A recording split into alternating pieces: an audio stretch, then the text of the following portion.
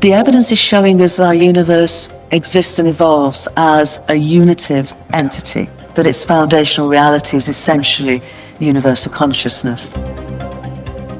You're trying to get the footprint of consciousness. If you approach it objectively, you'll spend a lifetime doing useless things. No matter what kind of answer you find, it will not be in line with truth. If you obliterate the boundaries of your individual nature, the whole existence is right here. I really profoundly disagree with you on that. Universe is essentially sentient. We're its microcosmic co-creators through our consciousness. The only way you know the universe is the way it reflects within this. Then how come you're not working on this instrument? That sounds arrogant, but clarity always looks like arrogance. Are you encouraged by this convergence of science and spirituality? If you go at this pace of convergence, it'll take another 100 years of debate. This convergence is really important to support human conscious evolution. Eastern traditions tend to focus more on the existential meaning as embodied, as experienced. In the West, move more and more into the thinking. The Western civilization largely comes from the authority of God. All scriptures on the planet are from human memory. Some people claim it came from elsewhere, all these blasphemous things. Well, we may get killed for this. In the East, authority has never been the truth. Truth is the only authority. Namaskaram, good morning to everyone. Ma'am, please. First of all, my whole heart is singing and smiling with gratitude and with love that we are here together. And when I was a little girl, I began to have experiences that were showing me that we are not separate from each other. And yet, with curiosity as my middle name, why as my middle name, I was asking why? The science that I was taught at school, that I was taught at Oxford University, was a science of separation, a science of materiality, a science that had no place to connect with my experiences. And as we explore today together, I hope we'll be able to explore how that science, as Dean was saying, is now not discarded, but in a way included and transcended, which has been the journey of science and the journey of knowledge, and I would say the journey of wisdom throughout the whole story of humanity. So for me, I would love to ask lots of questions. Because, Sadhguru, you've experienced the world as essentially being inseparable from it all your life, is that correct?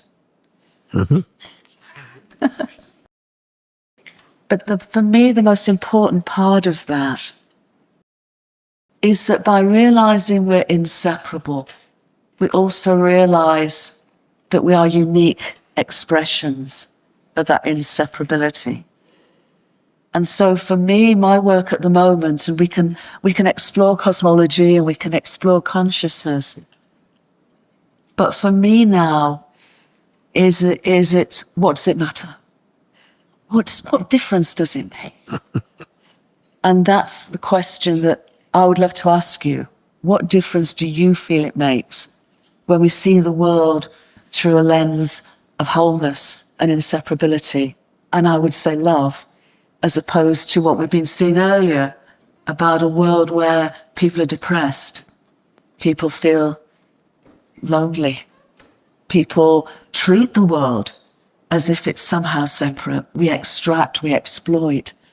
And, you know, that's your wonderful work with soil, showing we cannot be separate. We are not separate. Therefore, to revere and to love and to be in community is what life is truly about. That is my sense, but my question to you is that how you see things, or am I not really deepening my understanding, rooting my understanding of that as well as I might. See, this is a human problem, that we try to interpret everything in the universe according to our thoughts and particularly our emotions. There are people who've been propagating God is love. There are people who are claiming God loves them. See, God loves you, God loves the mistakes that He's made. Is not of great importance. You make yourself in such a way nobody can help loving you. That's nice. I'm saying love is an important emotion in human structure. To keep one healthy, not in romance or something, just to keep one healthy, they must experience some sense of love. If there is no sense of love within oneself, not about somebody, you just loving, if that doesn't happen, you slipping into ill health is natural, you will go there because it's an unpleasant pit, emotions, if you don't fill yourself with the exuberance of love.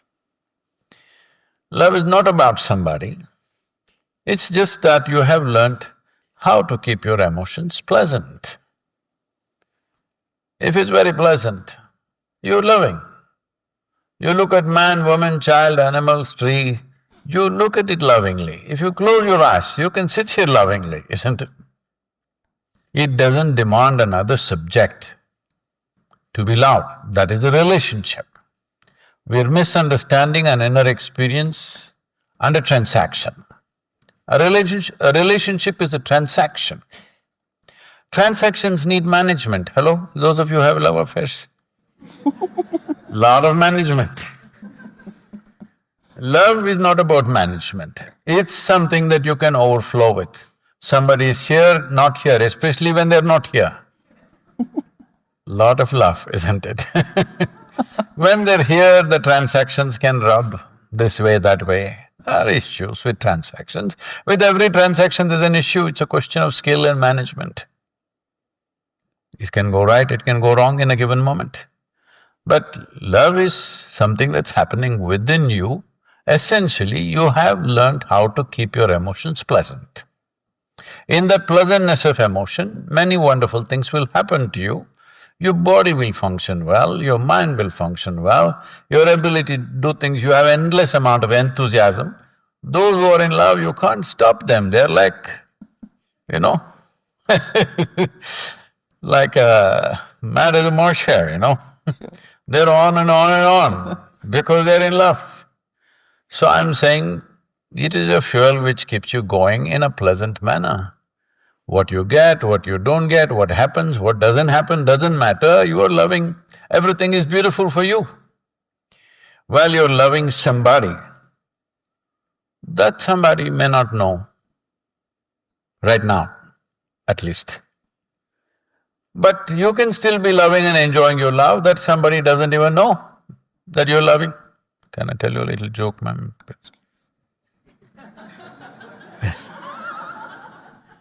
Because this is a university, they all tend to get frozen in seriousness. So this happened in a university. Shankaran Pillai was studying in a university, I'm not saying this one, somewhere. And one day he went to his professor and said, "Sir, I need your help regarding something, I need your advice and help." The professor said, "Well, I'm here for that, tell me what's the issue." He said, "I'm in love." He mentioned the name of a college beauty and he said, "I'm completely in love with her, but I'm only 50% successful, you need to help me."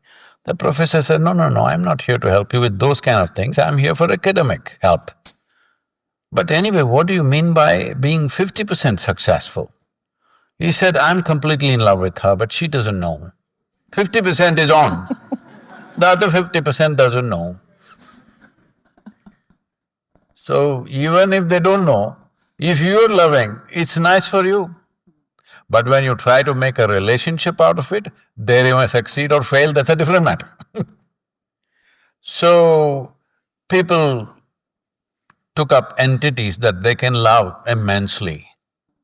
They love God. Very easy because He never walks here on the street. If you love God, always you can be… I'm not saying it's wrong. All I'm saying, it's a wonderful device. You love somebody who's never going to mess with you. Hello?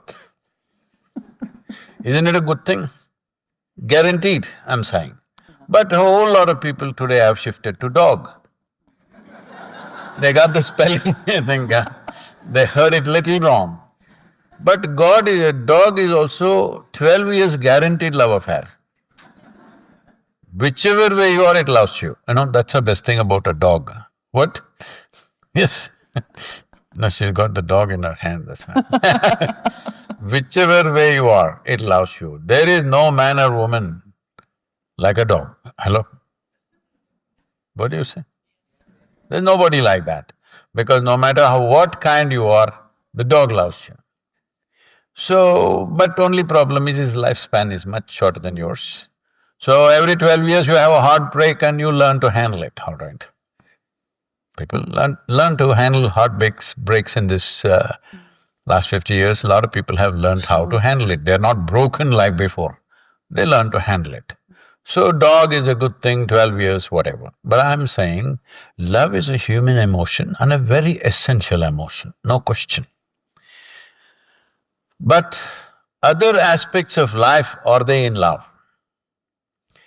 If we want to look at it that way, hydrogen and oxygen came together in a love affair and water was born. Well, it's okay in a Sunday school. Nothing wrong, this is just human interpretation. Out of love for life, the flowers bloomed. No, they're waiting for the bees. They have their business. For some transaction that they need for their life's well-being, they're all on.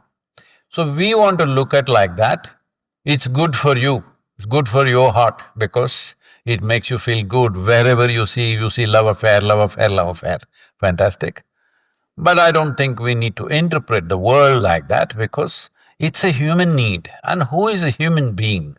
A minuscule creature in this cosmos. A cosmos where neither the men of science know, nor people who claim to be men of God know where it begins, where it ends.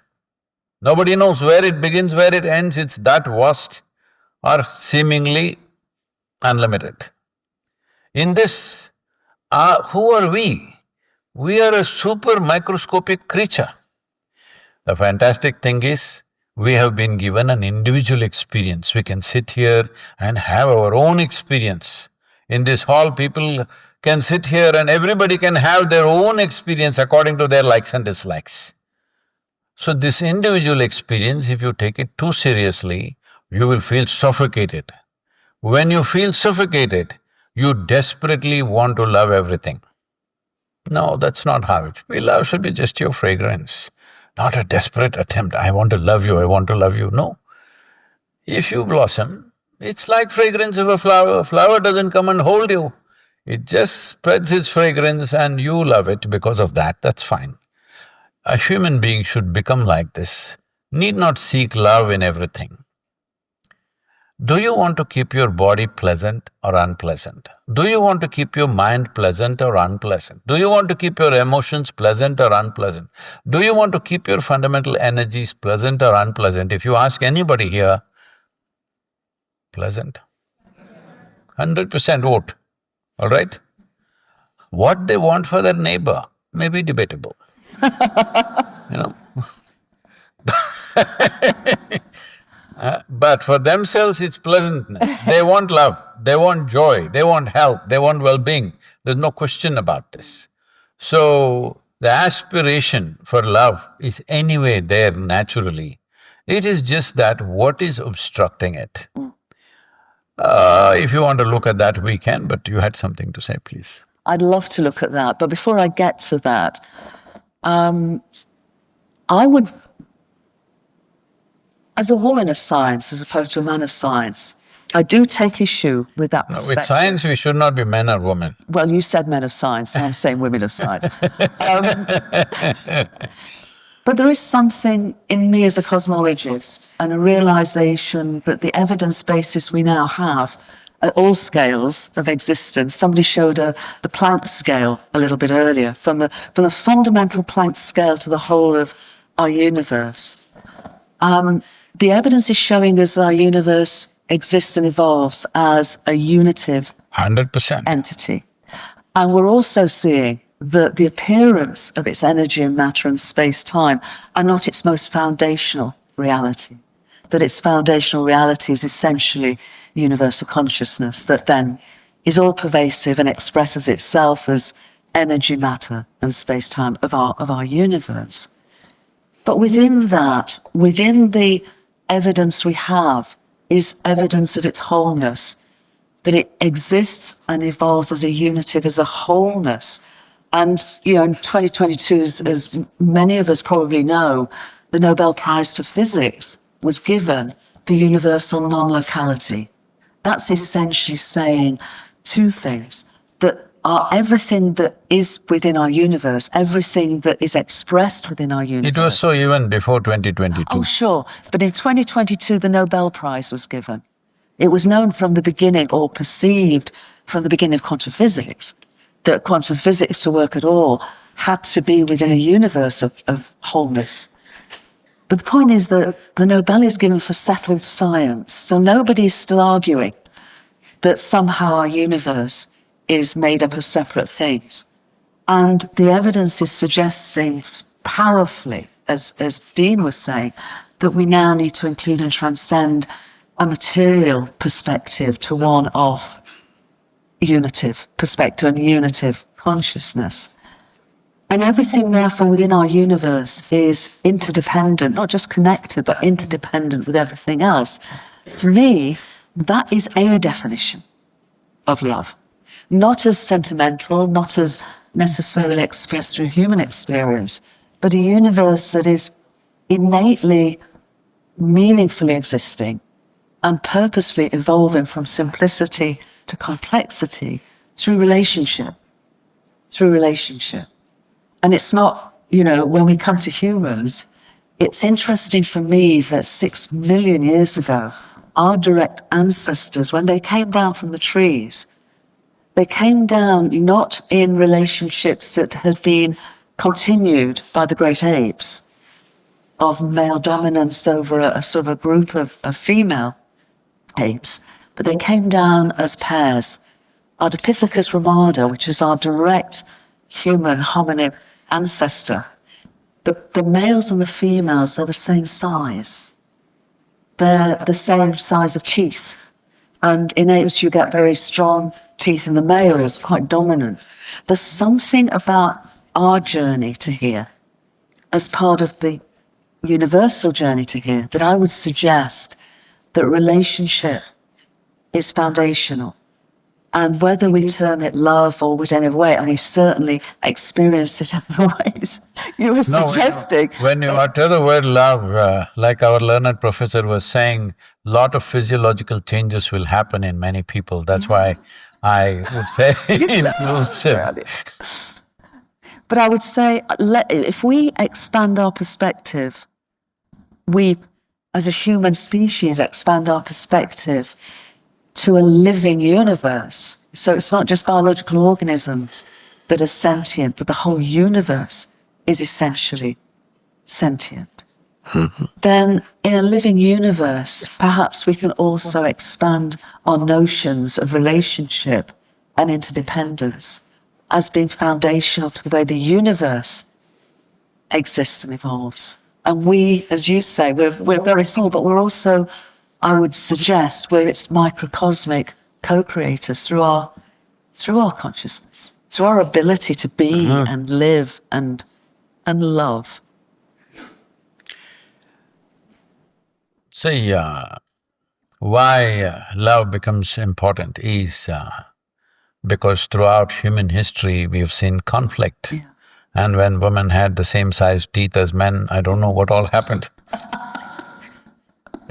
It's a frightening thought, isn't it? It's a frightening thought. I'm just taking a risk, okay? So, so the reason why this is happening is individual forms, whether it's my physical form or we can make it, this is my community, this is my family, this is my race, this is my religion, this is my nation. So, we are going on forming more and more forms because we are a form ourselves. Once you create a form, it will inevitably clash with another form, one way or the other. The fundamental physics of clashing is because we have a form. These forms are essentially happening. Now, this is a form because this is a certain body of memory. Well, we may not remember who our ancestors were, but their nose may be sitting on our face, their skin color is still on us, everything is on us. Yeah. Everything, micro-information is there. This is a body of memory. We call it evolutionary memory, elementary memory, genetic memory, karmic memory. Like this, we go on 8 forms of memory. We'll leave those things now. But this is a body of memory, that is a body of memory. If the memory is dissolved, this form cannot exist. This goes for every form, whether it's a rock or a glass of water or man, woman, child, whatever, everything has a certain memory. What we are talking about as consciousness, because it's in the title, I thought I'll come to that, is a dimension of intelligence where there is not an iota of memory. So, it is not like… See, the problem is right now, everything that we are doing is coming out of human intellect. If I ask all of you, would you want your intellect to be sharp or blunt? I'm going to bless you, please tell me. Sharp. So you want a sharp instrument. If you have a sharp instrument, what can you do with it? You can cut, you can slice. If you have a sharp knife in your hand, you can dissect something to know. Well, many of you who've been in science classes might have dissected that poor frog or I don't know, a cockroach, I don't know what you dissected. And you looked at the frog when it's alive, you did. Its heart was beating, you're so excited, look at the way the heart is beating. The frog, what it thought about you, we don't know.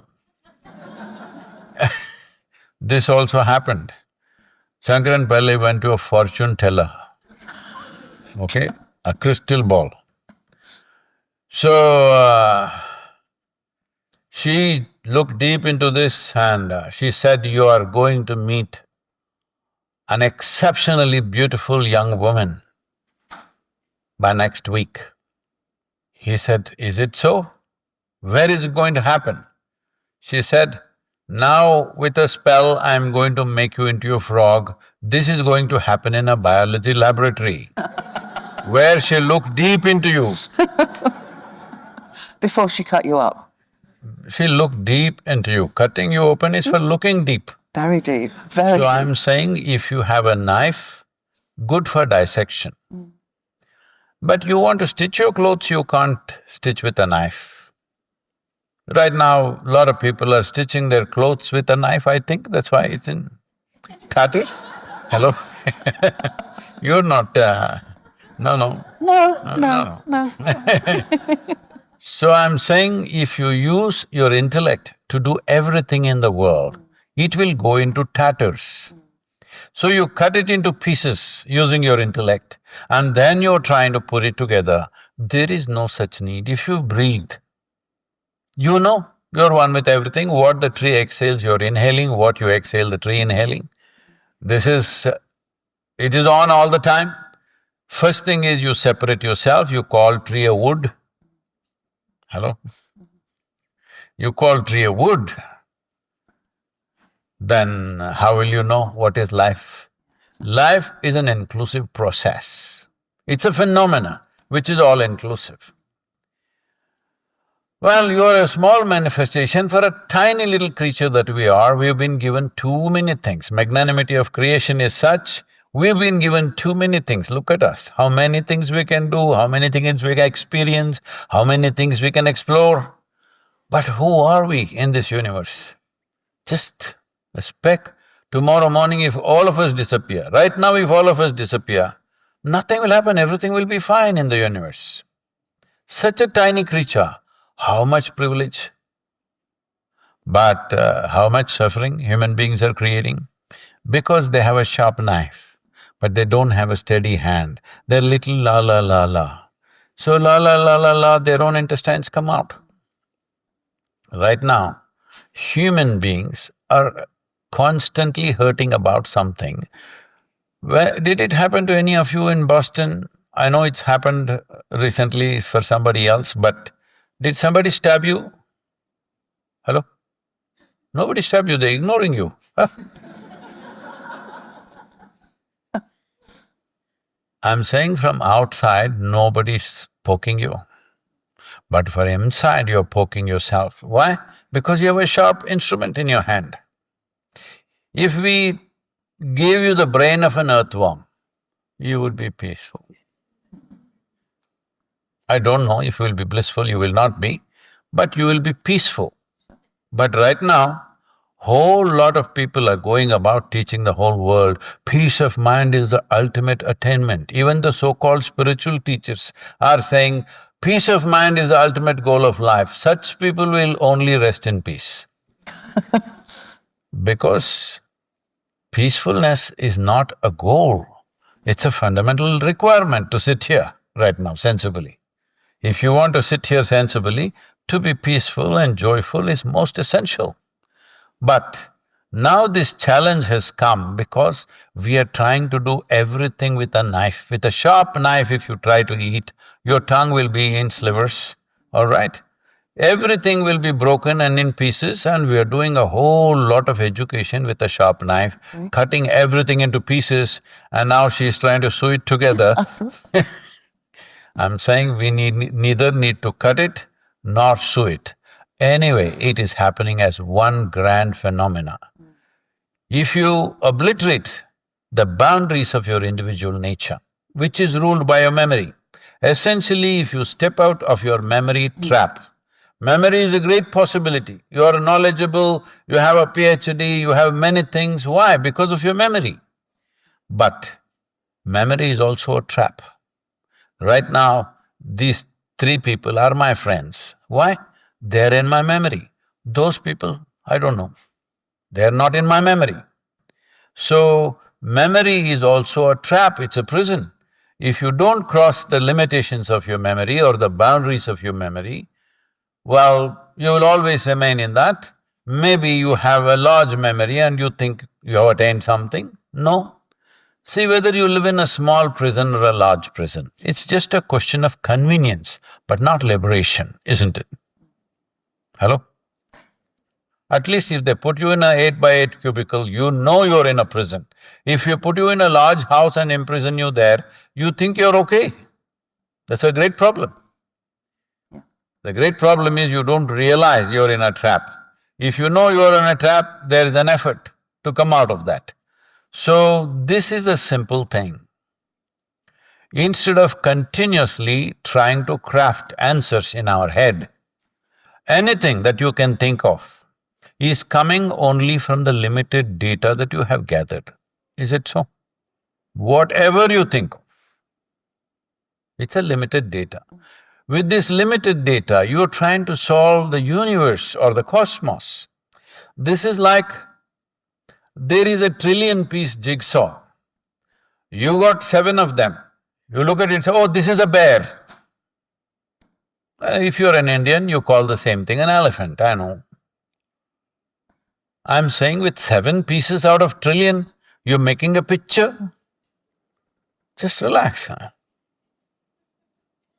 Just relax and learn to enhance your perception. Within the trap of your emotional bubble, You're trying to find answers and answers. No matter what kind of answer you find, it will not be in line with truth.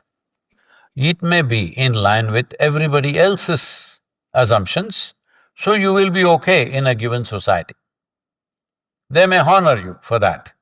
But whenever people actually cross their limitations of memory, see, all books on the planet, all scriptures on the planet are from human memory. Am I okay? Some people claim it came from elsewhere, but read it and see, it's from human memory. If you cross that human memory, in the past, they would say it is blasphemous, for which the best thing that could happen to you was ridicule, the worst thing that could happen to you was crucifixion. Just for saying that the shape of the earth may be different from the way it is written in some book, people got killed. Hello? Shape of the earth. Because if you cross the memory, control is lost. If you cross the memory, boundaries of memory of the present generation of humanity, control is lost. Either they will make a fool out of you or they'll crucify you. Today, woodwork and nails are not possible, but they'll crucify you in so many other ways. So should I tell you modern technologies, how all they'll crucify you? They'll do it every day. So, why is this? Because the comfort of being in the known. You don't want to step into unknown territory. Unknown territory is fearsome, doesn't matter what it is. If I drag you right now and I'm going to take you to heaven, will you come? No, because it's unknown, you don't want to go. Maybe I'm going to take you to the best place in the universe, but you don't want to go because it's unknown, isn't it? Because the comfort of memory, this whole evolution of who you are has happened in the comfort of your memory bubble. You may want to expand the memory bubble, fine, you'll do well in a university, but it will not get you anywhere with existence. You must understand the difference between social structure and existence, psychological structure and existence. Existential has nothing to do with your psychological structure. And your psychological structure in some way determines the social structure of the day. How people are thinking right now, that's the kind of society we have, isn't it? So, existential realities have nothing to do with psychological reality. Psychological reality is just a drama that you're doing. It's just that all of you want to do the same drama and say, this is the truth. If you do your own drama, which nobody else is doing, they will say you're crazy. Hello? Yes or no? You must do the same drama everybody is doing. Then you're a normal human being in this society. Leave the psychological part, that's why, because it's irrelevant. From generation to generation, within generation, in today's generation, there is X, Y, Z, A, B, C, whatever else. Hello, I don't know if all the 26 alphabets have been taken, except Z, 25, that you can't touch. Speaking of that and moving beyond that, existential nature is consciousness, yes? And just to make that point, because… No, I would like to… See, because the word consciousness, I've been listening in the universities here and there, conferences that I've been to, which I'm withdrawing from everything I've withdrawn in the last 4 years, because consciousness as a word is defined and redefined by so many people according to their convenience. Bala is an anesthetologist. He thinks consciousness means he can obliterate consciousness by… He's been doing it very well. And he can again but I guess light it up. I'm really trying to understand this, because this is my experience too. What you're describing has been my experience. But we were talking before we came on about where we are in the world today, and so much of what you are doing with the soil, with communities, are really waking people up to this understanding of who they are, beyond the memory, in terms of that deeper nature of themselves. But I guess what I'm wanting to ask, and I'm wanting to ask it of all of us, you mentioned the point about when two folks, they clash. But in terms of the evolution of the universe has progressed through some degree of competition, but profoundly and in leaps through cooperation, through an ability to move from simplicity to complexity, whether it is hydrogen and oxygen coming together, whether it is planetary systems coming into being that could nurture biological progression, that then could go from single cells with a nucleus, to single cells to multiple cells, to 37 trillion cells of each of us. I have a little more than you. Everybody has more than I have. But it's not like the old days, you had the same teeth as me, you know. We're going to go back to that. But the point I'm making is, if we are able to serve the potential for evolution in our world, that surely requires us to find ways of coming together. See, so that is both the existential aspect of it, but it's also the being into the doing of that together. So I'd love your thoughts on that. see, social evolution, or if it happens too rapidly, people will call it social engineering, is a different aspect. We all aspire a certain level of sense in a society that where we live, which is a bit scarce in everybody's experience.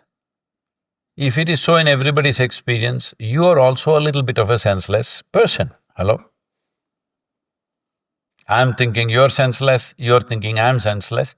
Somewhere there is a partnership in senselessness. Yes or no? We're all partners in the rubbish that happens on the planet today, because in some way we're participating, knowingly, unknowingly, all of us are participating in all the rubbish that happens. And of course the good things that happen also. We're not saying everything is negative, but if 90% everything is good, 10% something is bad, that's what sticks in your mind all the time, and you think so many things are going wrong.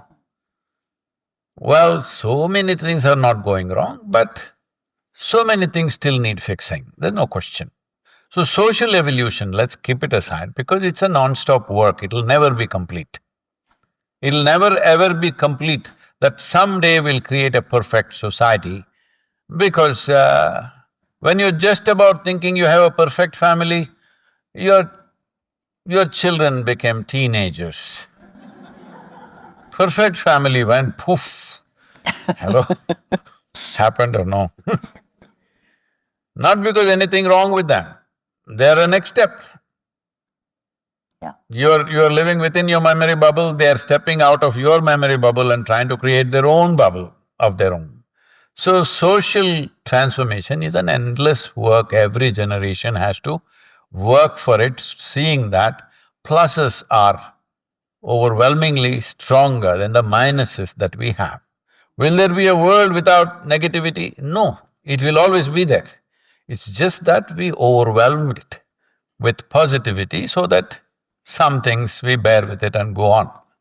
Yeah. Many people enjoy it also, so there's no problem, I'm saying. But your work as well with soil, which I find deeply inspiring. The soil is very simple. I made it very, very simple for people. See, the food that you eat comes from where? 95% of the food, or people are, scientists and statisticians are saying 95, but I'm telling you 100% of the food is coming from the soil. Can't come from anywhere else, it's the same material. So it becomes food and you eat it, and then of course it goes out as waste and once again becomes soil. But if you are not sitting, let's say you're all keeping it, then one day when we die, when we bury you, you become soil. That also they don't want it to happen, they're putting them in concrete boxes and putting, no, this must go back to soil because this is soil. This happened, this happened in 2060. You want to hear a futuristic joke? I do want to hear a futuristic joke. Always. It's not joke, but this really happened. Okay. Either way, I want to hear it. In 2060, a bunch of scientists, including Jude Currivan, asked for an appointment with God. Because a woman had to be there, you know. Well, yeah. Yes. So they all went there and told God, "Hey, old man, you've done really well with creation. But today, everything that you can do, we can also do.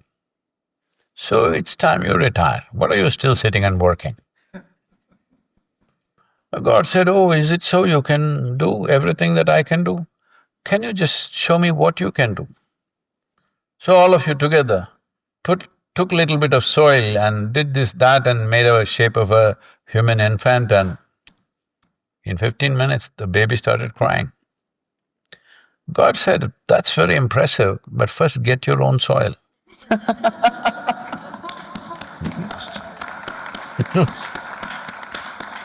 So soil was quite simple to make people see, you have risen from it and you'll go down to it.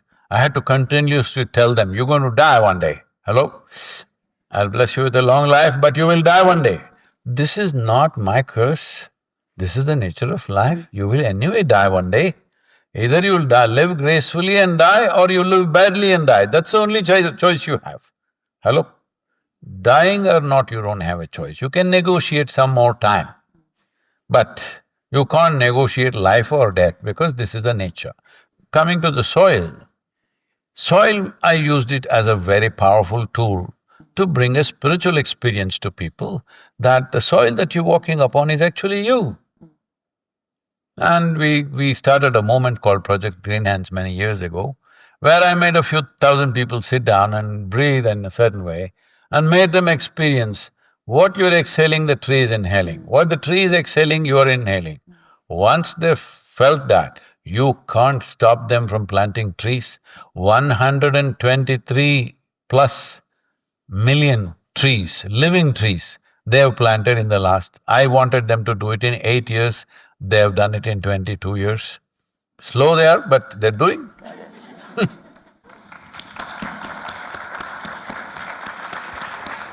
And what I love is that you make it very practical and very experiential. You know, you're breathing out. I talk about our universe beginning not as the first moment, or not as a big bang. We know it wasn't big, but that sense of bang. And I talk about the first moment of an ongoing big breath. And so essentially the whole universe is participating. You read it in the Vedas, the Shiva exhales and the whole universe comes out. Well, I didn't, but then I did find that out afterwards, which is so beautiful. But I guess the question that I have is that the soil is physical, is very visible to us. And yet until you are helping people to see that visibility, to realize we come from the soil, we return to the soil, we breathe out, the trees breathe in, all the rest of it. There are many areas of our world, our planetary home, the deep oceans, where there are fewer people who have been down to the deep oceans and have walked on the moon. That is invisible to that sort of experiential perception, and therefore that relationship. And so my sense of deepening the relationship is going back to what you were saying earlier. This sense of beyond memory is that sense of experiential, existential relationship with all that is, and therefore our planetary home as our primary mother, and therefore every aspect of our planetary home, whether we can see it or not see it, whether we perceive it as animate or not, is essentially part of a living cosmos. I mean, how would you… I have not traveled the cosmos, I am a local traveler. People ask me, "Sadhguru, you travel so much." I said, all local. I've never left the planet. But it's still around a planet. Yes, I'll come to that. It's still a planet. What I'm saying, there's only one thing I know. I know this piece of life from its origin to its ultimate. By knowing this piece, what I see is, if you obliterate the boundaries of your individual nature, the whole existence is right here. It's not there to be searched, it is right here. Well, what is here and there is a very mental perception. If you cross your boundaries of memory, if you cross the limitations of your mind and body, then there is no here and there, everything is here. That sounds arrogant. Yes, it is. That sounds arrogant, but clarity always looks like arrogance, because people are going about, if everybody is talking about figuring out things by touching like this, how many things can they touch?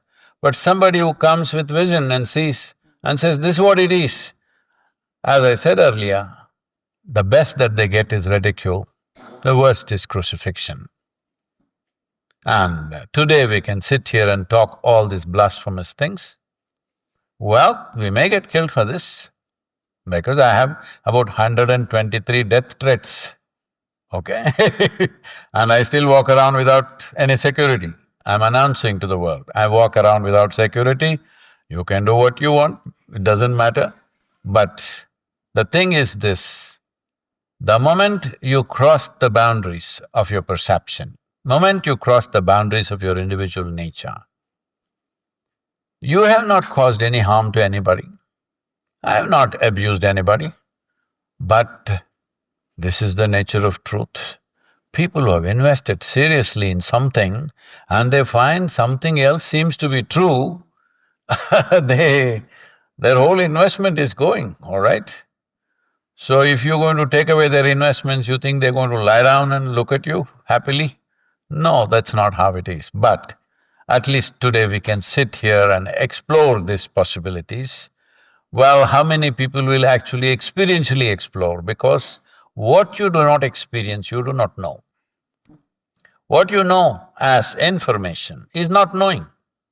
You can know about anything, but you don't know anything unless you experience it. Experientially, if you have to know, you have to perceive. Right now, the only instruments of perception that you have is these five senses of seeing, hearing, smelling, tasting and touching.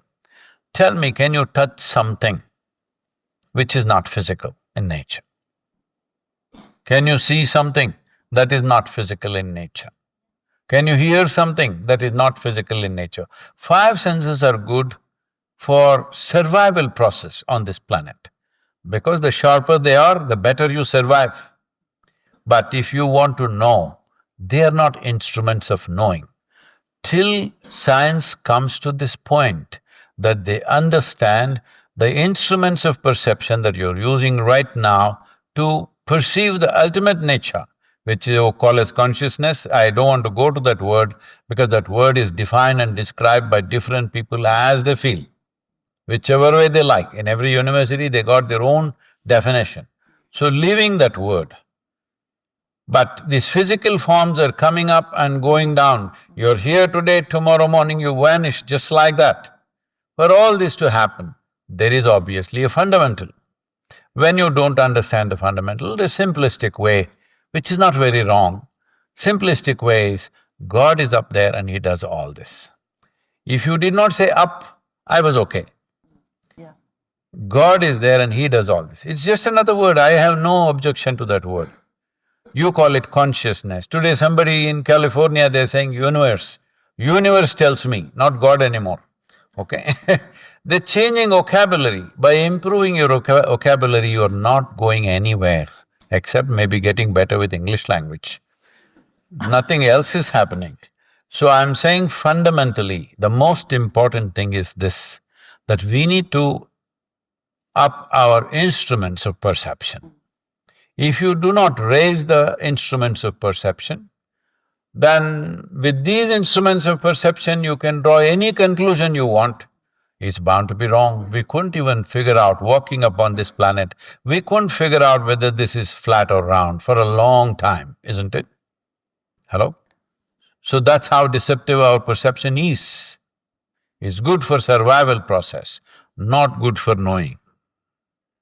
But in that sense then of knowing at a deeper level, are you encouraged by this convergence of science and spirituality, that we're moving, as Dean was talking about, as Bernard was talking about 2 years ago, as I talk about, that we're including and transcending into a perspective of a unity of understanding and a unity. I'm glad it's happening, but I'm watching it with a certain amusement. I'm sure you are. Because you're trying to stitch the universe together. I disagree. I really profoundly disagree with you on that. Huh? I really profoundly disagree with you on that. No, I'm not saying you personally. No, but I think no, I know you're not. I mean to say, I think people are… See, you're breaking it into pieces and trying to put it together. I'm saying it's anyway happening as one great phenomena. Sure. Either you imbibe it, soak in it, which you're already doing, otherwise you wouldn't be alive. Sure. You're alive only because… See, it's like this, let's leave the universe alone. Let's take the ocean. Ocean is a larger entity, but there is life, fish and stuff in it. They're all products of ocean and they may disappear tomorrow. Like we are here, we are a product of the soil, we may disappear tomorrow. So similarly, planets, galaxies, whatever else you call them, all of them have appeared, they will disappear when they run their course, all right? But for them to appear and disappear, something more fundamental is there. That fundamental you want to know. In a university, by dissection, don't do dissection, all you have to do is… Because the only instrument of perception that you have is yourself. Can you see what's here? No. The way it reflects in you, that's the only way you see it, isn't it? Yeah. The only instrument of perception that you have is yourself. In seeing how to enhance this, we are going on enhancing the digital instruments endlessly. Well, that may give us technology, that may give us access, that may give us how to drop a missile through air conditioning vent. All these precision things we may do, but without enhancing this… When I say enhancing this, I'm not talking about muscular enhancement, I'm not talking about intellectual enhancement, I'm not talking about enhancing your knowledge. There is a way to enhance the life that you are. Not the body, not the mind, not the chemistry, this and that. The very life that you are can be enhanced. If you enhance that, perception becomes simple. Nobody is working on this one when this is the basis of everything that you know. The only way you know the universe is the way it reflects within this, yes or no? Then how come you're not working on this instrument? You got what, Hubble and what is the other one? I'm not against this, I'm very excited about those things. James Webb. Yes. All these things you're looking at, it's fantastic. Why do you have a telescope? Because you have two eyes, isn't it? Because we have visual apparatus which can see thus far, we want to see that far, so you enhanced it. You are only enhancing your eye by… Sure, on that basis I agree, but I don't see it as an either or, I see it as It's not either or at all. No, it's not either or. Please, if you… I'm sorry if I came out that way, because I use the word you. When I say you, I'm talking about the whole world. I understand, I do understand that. But for me, the excitement of the convergence… No, I'm… is that we are both the existential… Convergence is good, but what I'm saying is, if you go at this pace of convergence, it'll take another 100 years of debate. I'm not sure it will, because I think it's happening so fast now, as Dean was talking about, and as Bernard is with the Galileo Commission, with so much… I mean, I'm working with the Club of Rome at the moment, in terms of… All right, maybe it'll happen in 25 years in your perception. I'm not a betting woman, and I doubt if you're a betting man, but I reckon it's going to be quicker than I'm not betting on it. Because I think… I know how people argue against everything that is there in the world. So, knowing people, I'm saying it'll take a long time for this convergence. There's a simple way. It is 100% understood by everybody. Whether you are a yogi or a scientist, you understand this. Only if your vision is clear, you can see what is here clearly. Yes or no? So you understand this instrument needs to be enhanced. Totally agree. How you're enhancing it is now added a telescope and you saw all that. It's great. I have nothing against it. We got a telephone, we can speak thus far. But You need to enhance this life. That aspect has not been looked at all, at all. Because that is not even seen as a possibility. That is not even seen as a possibility. Right now, Bala and others are working to show how a person who in some way enhances himself has impact on the atmosphere around him. They're trying to measure that. I hope they measure that, but I'm skeptical about that because they'll measure impact. See, it's like you're measuring a No, no. No, no, it's not about him, please. He's got his hands… No, it's not about him. See, this is the nature of… this is the direction we have taken from day one. That is, we measure the footprint. But how do you measure the footprint of that one which has no physical form? You're trying to get the footprint of consciousness. How do you get that? You will never get that. Consciousness, if it is you're talking about it as an ultimate possibility, then you cannot measure that. You can only experience it. The dance of life, even if somebody is dancing, you cannot understand the dance. You can either dance or become the dance. If you dance, you will have fun. If you become the dance, you will be realized. So right now, this is all this is. If you're conducting your life well, you have some pleasure of life, but you have concerns of life also along with that. It never comes free, yes or no? But if you become life, oh, am I not life? No. You're a bundle of thoughts, emotions, ideas, opinions and scientific knowledge maybe, which is also your thought process. Because if I remove your memory, you don't just forget your neighbors, even your science will forget, isn't it? Because this is all in our head. But beyond this, there is something else out of which we come and fall back in so many ways. In everywhere, if you observe life without objectivity, it's a dangerous terrain I'm entering. When you say objective, it is good for observing objects. Something that cannot be defined, which doesn't have a definition of shape, form or boundary, how do you look at it objectively? That is, you're trying to make a limitless possibility into an object. You will never succeed. You never will succeed. So I'm saying this convergence is fine, they're making peace with each other. They're not chasing a yogi out of the university anymore. Okay, that is convergence. This is a social phenomenon, I'm fine with it. But this is not really getting together, because if this has to become one, you have to enhance your instrument. You should not look at things from… for solving problems of medicine, this, that, you can look at a microscope. But you must turn inward. Turning inward, what do you turn inward? Do you roll your eyeballs inward? You can't do it. Turning inward is a different phenomena. It's not objective in nature at all. If you approach it objectively, you'll spend a lifetime doing useless things. Sadhguru, just to complete, because I guess… I think they'll send me out of the university for this. No, they won't. I still come back to the both and. I know that from what Bala shared, that his experience has empowered his work. And I don't know how many people here feel this, but my own life journey on that perspective, looking inwards and looking inwards and looking inwards, doesn't mean that I'm not curious about how that looking inwards then appears in the world. And so for me, the convergence of science and spirituality is a joyous thing where I have… It's a fantastic thing, but it's a social thing, that's all I'm saying. For me, it's a personal thing.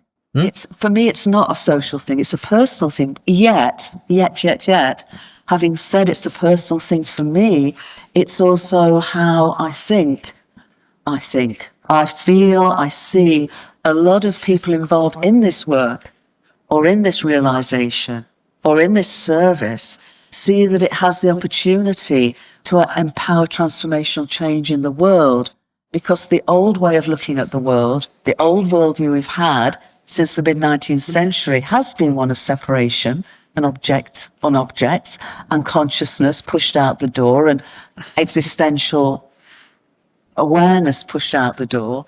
This convergence, it seems to me, at a time when we don't have probably much time, if we're going to undertake some what I'm trying to separate is really important, not just as a scientific revolution, but as a potential revolution to support human conscious evolution. No. That's what I'm trying to There are two aspects in this, Jude. I'm not trying to say something different. What I'm saying is, when you say it's personal, person is the basic unit of a society. So I'm saying what I like, what I think, what I appreciate is a social process. Oh, I see. Yeah, I If take your point. all these people do the same thing, then we are a society. If they don't agree with me, we are a different society, all right? So that is fine with me, that convergence is happening. As I said earlier, a yogi wouldn't be allowed into your university, but they're allowing me to come here and speak now. So which is a good beginning, but I'm saying this will bring a social change. You're talking about changing the world, you're essentially talking about the human society, right? Changing human society is a sociological process. I'm saying existentially, if you want to transcend your individual nature and know what you're referring to as consciousness, in that direction, nothing much is happening in any given university because they're all busy. They have done this with me also, many years ago, now I don't do that anymore. They want to measure what is your alpha in the head, what is your beta in the head, because it's all about how is it useful. Life is not useful. Life is just fantastic. Either you live it or you die. If you die also, it is not useful, if you live also, it's not useful. This is a simple thing human beings create. Oh, I am useful to you, you're useful to me.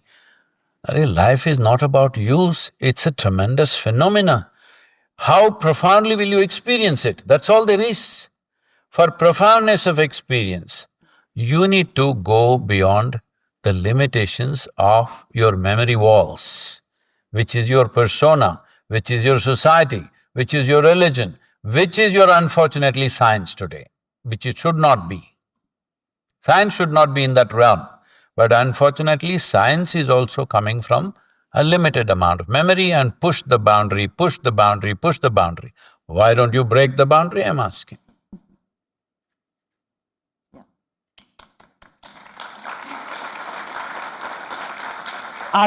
Personally, I'd rather heal the boundary than break it. Personally, I'd rather heal the boundary than break it. You're being diplomatic.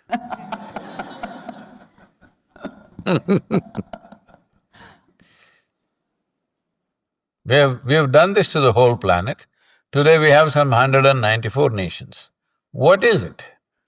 It's like we cut the planet like a birthday cake. 195 guests we had, we cut it into that. But I want a piece of your cake, hello. Your piece of cake, I want a little bite out of that. That's the problem. Yeah. All right? But why have we first of all cut it and then trying to fix it? So this is because we are operating with one dimension of intelligence that we call as intellect, which is sharper the better. If you have a sharp instrument and you do everything with that, only thing you can do is cut it into more pieces, with best intentions maybe. With best intentions, I try to feed the cake to you with a sharp knife. Most probably I'll slit your tongue, isn't it? Good intentions only I have, but I'm stupid enough to use a sharp knife. Right now, that's all that's happening with humanity. They don't lack intention. They have intention, but they don't have means of execution. So I'm saying if you want a means of execution, turning inward is not about contemplation. What is there to contemplate? Same goddamn thoughts, how many times will you contemplate? Can you produce a thought for which you have no data? No.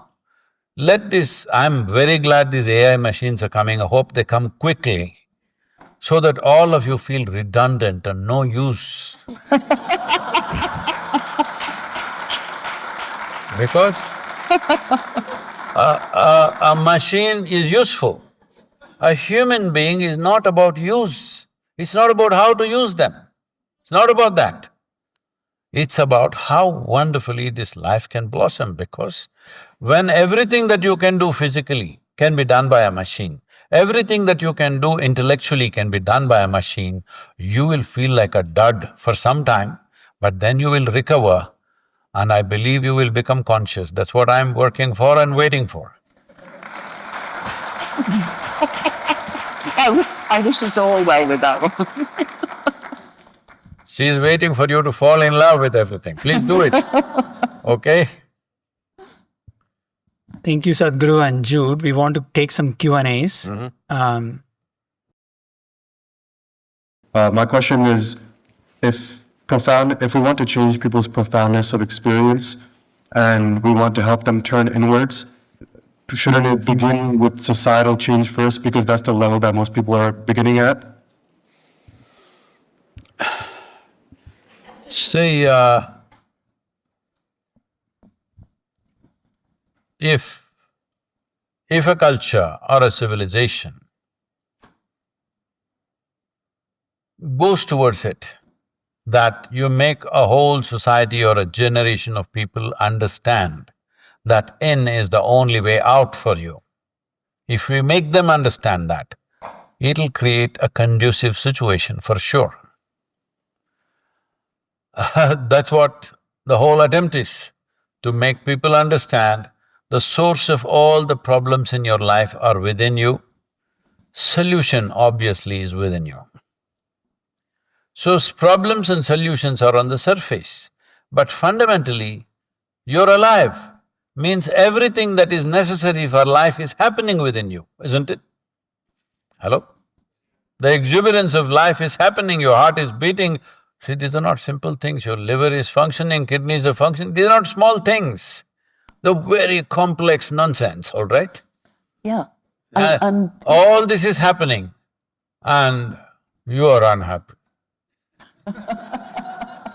All the galaxies are also working perfectly well today, and one nasty thought in your head and you're miserable, all right? So, first and foremost thing is to make the world understand that in is the only way out.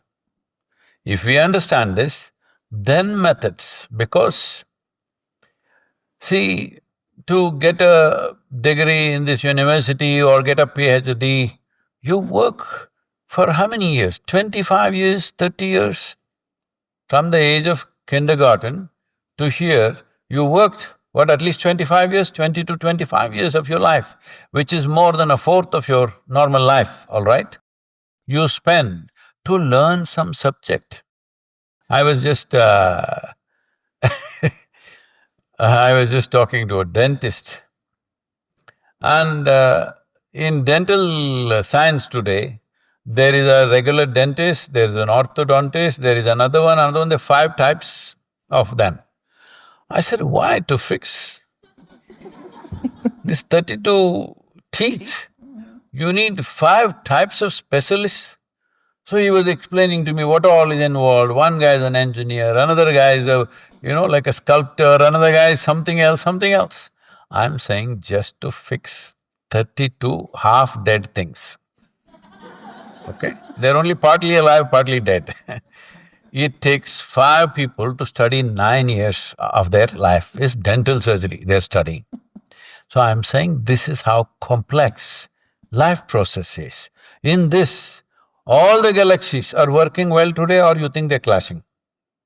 Hello? They're working well.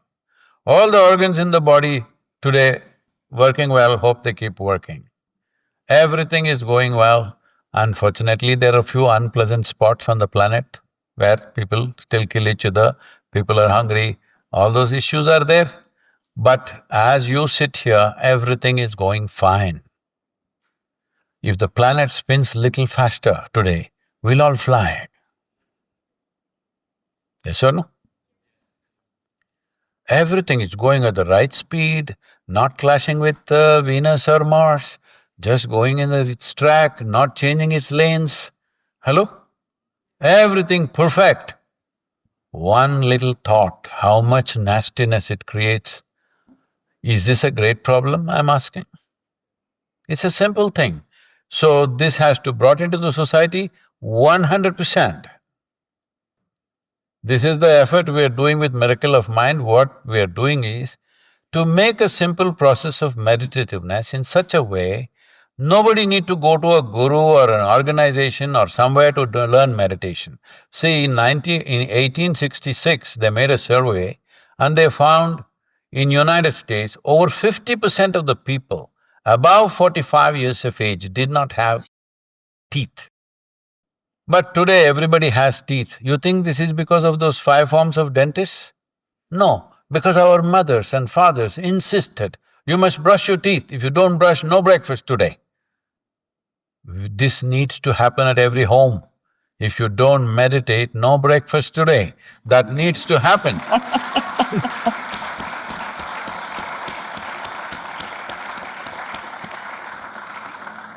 Social change is very important, I'm not saying no. But I was made to believe we're going to talk about existential aspects, so I was trying to draw away from that. We were hoping that it would again be both and, because the existential, you keep saying, and I love it, the only way out is in. And so the more we go in, the more we meditate, the more we realise that ground of being, then the more we can, what I call link up and lift up together in ways that can change. Sometimes doing my sadhana every day, I experience states that I can't really describe, and I just want to know, how do I maintain this on a daily basis, on an every time, like every part of the day. Like I experience it and I don't know how to recreate that. Well, hello, yep. Now, the thing is, you don't have to describe it. If your problem is you are not able to put it on the social media, what kind of experience you had today? I'm glad that you're not able to put it and you don't have to recreate it, because spiritual process is not about recreation. Never to put my next step ever again in the same place. It's in a new terrain every day. Every step, every breath is a new terrain. If you don't have the courage for that, then spiritual path, you slow down. Because every step must be in a new terrain. When you walk, only if the next step is in a new place, you're going somewhere. If my next step is in the same place, where am I going? Not going anywhere. Then you must do treadmill. No, it's good for your muscles, good cardio, good everything, but you don't go anywhere. So you must make up your mind. There are different types of practices in yoga. There are practices just to give you a little bit of health and well-being. Be where you are, to secure your position in the world that you've gotten somehow. Either because of birth, or because of education, or because of money or marriage or whatever, you've gotten into one place, you just want to be there. You don't want to be disturbed, but you want to be happy and healthy. For that, there is one kind of yoga. But you want to explore, you want to go away, it doesn't matter where it takes, but you want to know what is the truth of your existence. That is a different kind of process. I don't know what you're doing so you must decide.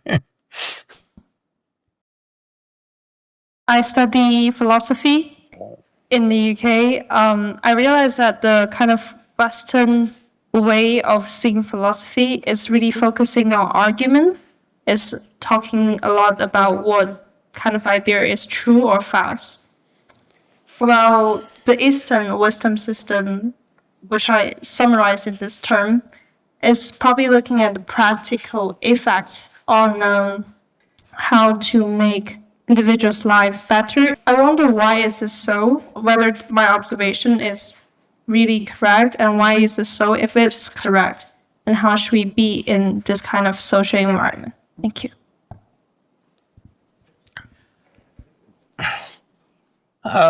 If people are debating about something, it's fine, but the problem is most that the debates are about to prove that I am right and you're wrong. A question, essentially, is an instrument to dig little deeper. A question is not a way of showing how smart I am. Question is about digging a little deeper. It's a needle. With a needle, you're going to dig the whole existence, it's going to take a long time. But at least you need to come to a point of frustration that it's not getting you anywhere. Then you will turn inward. The Yoga Sutras start like this. The first, it's a tremendous document, but one chapter, first chapter is half a sentence.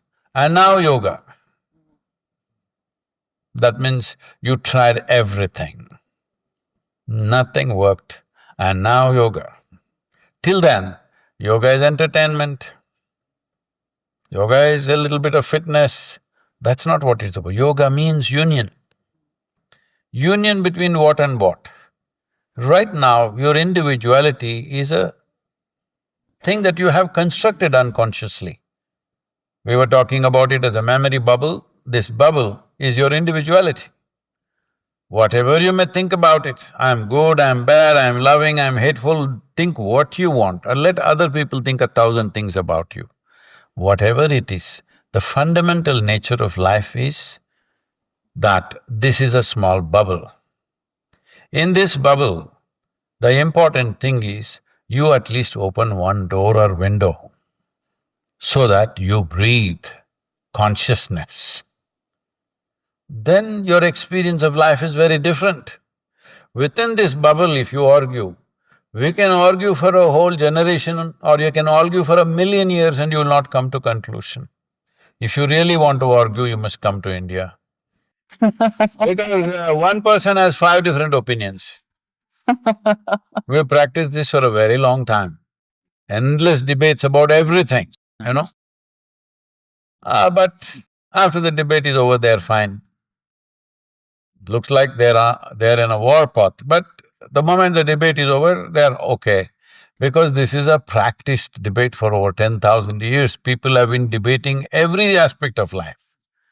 So, debate is okay, but exploration will not happen with debate. Debate will settle a few wrong conceptions that you may have about something.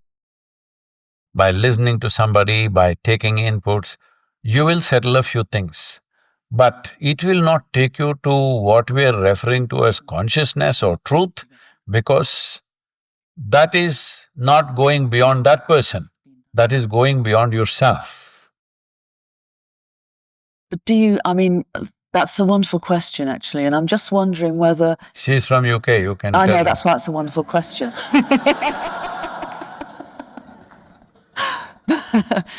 In my sort of understanding of this, that the Eastern traditions tend to focus more on the existential meaning as embodied, as experienced.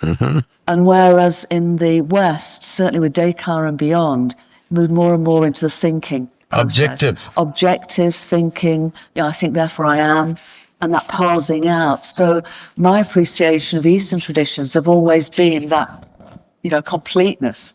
And as you describe it, that going within to understand, not going here, but going within the wholeness of our ability to be aware.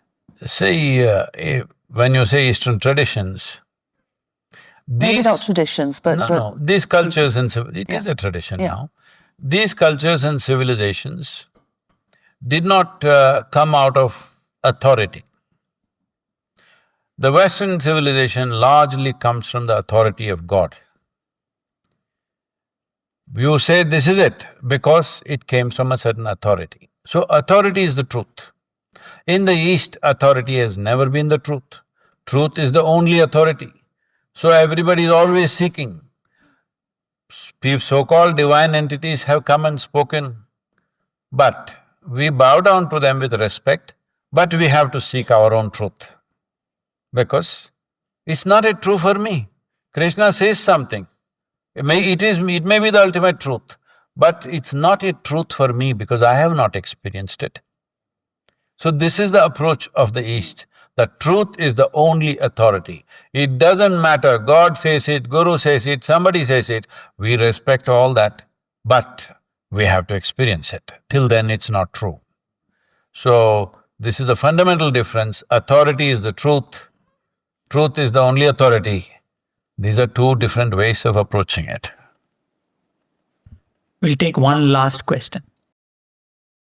I just want some more clarity as a student, conducting research, and I'm really trying to contribute to your mission by showing people in is the only way out. I'm making my thesis documentary on the spiritual empowerment of Indian women, and I've just really struggled with, as you said, yogis are kind of only tolerated in academia, especially when we think of when I'm trying to show my fieldwork with rural women in India and their use of bhakti and devotion.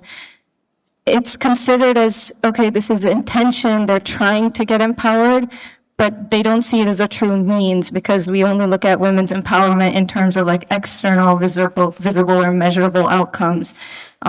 So people just keep telling me, well, this is a coping mechanism. So I just want to know, do you think this is even a worthwhile pursuit of my life? Like, how can I prove these, as you said, Dr. Currivan, how can I prove these embodied ways of knowing are just as valid and so practical to the modern problems we face today? Or should I even do this? Thank you. You should do this. You should do this.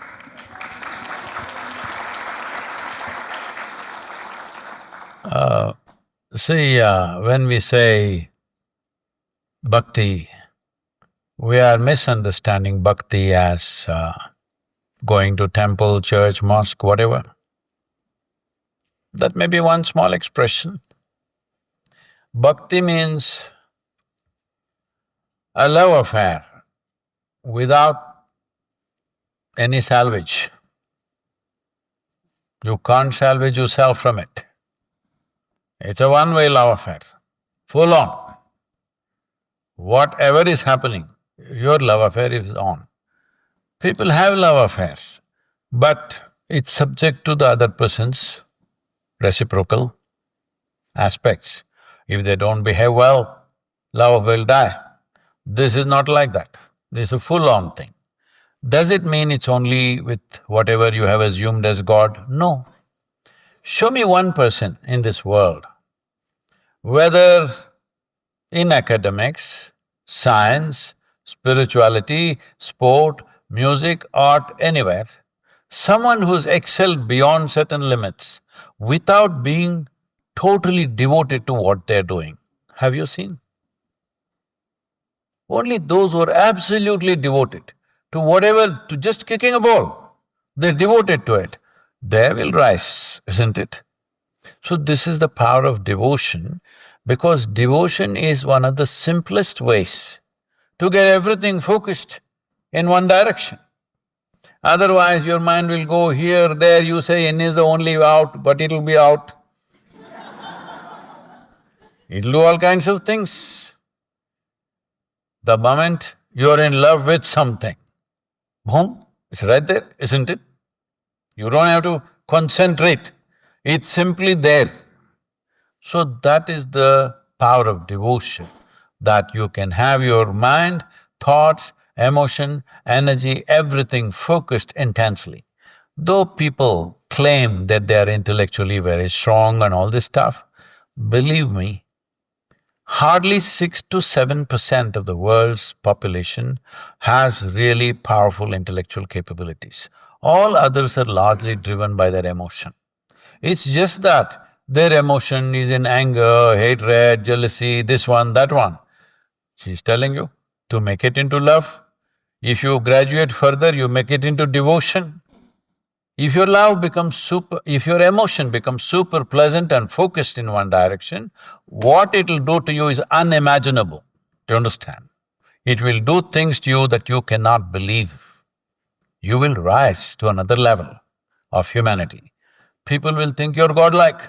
So in India, we must understand there is no the God idea in the East.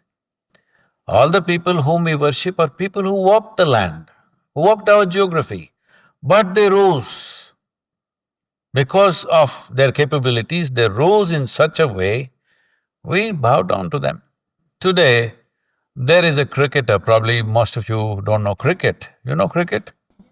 You need to hit a ball, all right? Tricky game, dangerous game, tricky game because it's a hard ball. So this boy from the age of 8, all he did was hit the ball, hit the ball, hit the ball, hit the ball. Rose, rose, rose, rose. The highest award in the country, which is not an annual award, which is once in a way, lifetime kind of thing, is called Bharat Ratna, that means the jewel of India, was given to him. Then people have started saying he's a cricketing god. All he did was hit the ball. He hit it in such a way that nobody could imagine a man can hit a ball like this. And over a period of 25, 30 years, he hit the ball in such a way nobody could imagine this is a human being. And they said he's a cricketing god. So he's not in UK, okay? There's a little bit of national stuff I can do with it. I think so.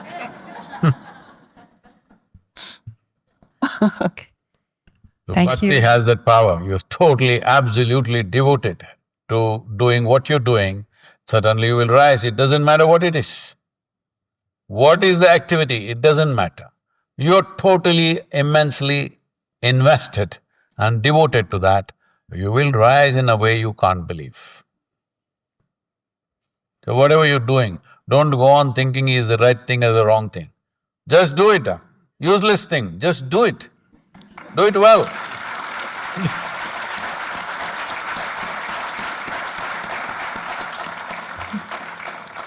Thank you so much, Sadhguru and Dr. Currivan, for this enlightening conversation.